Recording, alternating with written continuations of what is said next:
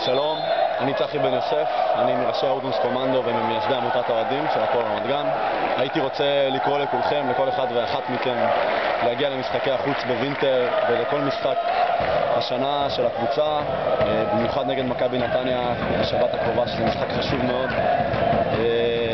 20 שנה אנחנו מחכים לשחק במרכז הבמה, בקדמת הבמה, להתמודד על האליפות, להיות משודרים בטלוויזיה, לקבל תשומת לב מהעיתונות. השנה הגיע הרגע הגדול וחבל מאוד שאנחנו מפספסים את זה.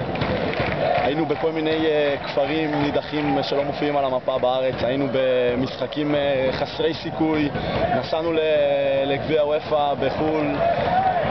אין שום שמץ של סיבה שאנחנו לא נגיע גם השנה, גם אם יש קצת בעיות שלא משחקים במגרש בית, גם אם יש קצת בעיות הזדהות. קבוצה היא מעל הכל, גם ברגעים הקשים, גם ברגעים הטובים, לא עוזבים אף פעם.